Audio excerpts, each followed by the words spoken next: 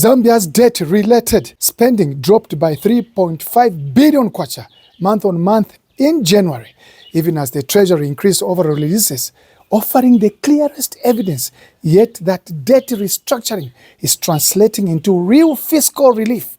According to figures released by Finance Minister Dr. Situmbeko Musokotwane, total Treasury disbursements rose to 23.2 billion kwacha in January 2026, up from 22.1 billion kwacha in December 2025.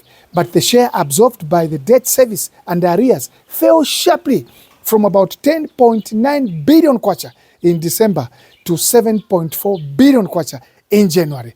That shift marks a turning point in Zambia's public finances. In December, nearly half of all Treasury releases, 49%, went to debt service and arrears clearance, reflecting year-end obligations and the lingering weight of pre-restructuring pressures.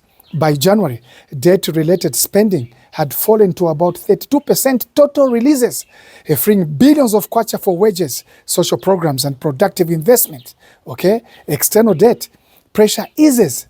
The most dramatic relief came from external debt service, which dropped from 1.5 billion kwacha in December to just about 310.1 million in January. Arrears clearance also declined sharply from 3.5 billion kwacha to 439.9 million kwacha. Domestic debt service stood at 6.6 billion kwacha, still significant, but now predictable and manageable.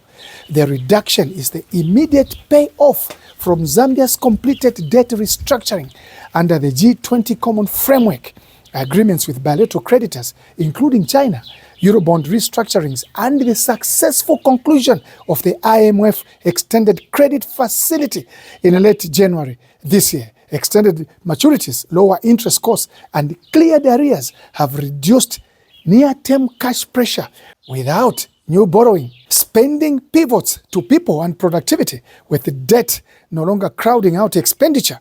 January's release shows a decisive shift toward growth-supporting items. Public service wages rose to 4.9 billion kwacha, up from 4.6 billion kwacha in December.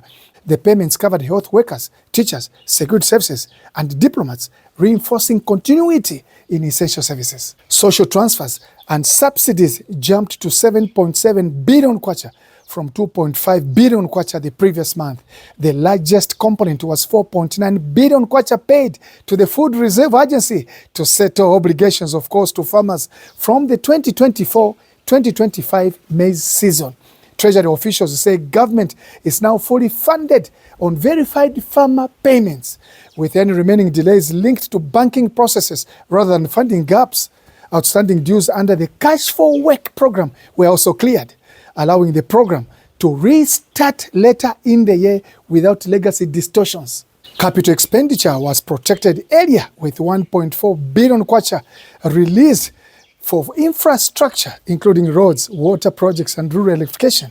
In the past years, such spending was often delayed when debt pressures intensified. It's early to release now signals confidence in revenue flows and financing stability. From stabilization to expansion, the January numbers reflect a broader change in Zambia. In Zambia's fiscal posture, a year ago, Treasury releases were defensive, focused on surviving volatility, clearing arrears, and managing crisis-level obligations. Today, payments are structured around execution, predictability, and growth. The macro backdrop has also improved. Inflation has slowed to 9.4%. The kwacha has firmed, and reserves have strengthened, of course. Lower debt service projected to save the country billions of kwacha through 2026 is reinforcing those gains. For policymakers, the message is straightforward. Debt no longer dictates the budget. Resources are increasingly flowing to wages, farmers, infrastructure, and decentralized programs without reversing the hard-won stability of recent years. As Dr. Musokotwane has stated, the task now is to turn macroeconomic control into visible outcomes, jobs, functioning services, and investment that lasts. January's 23.2 billion kwacha's release suggests that transition is already underway.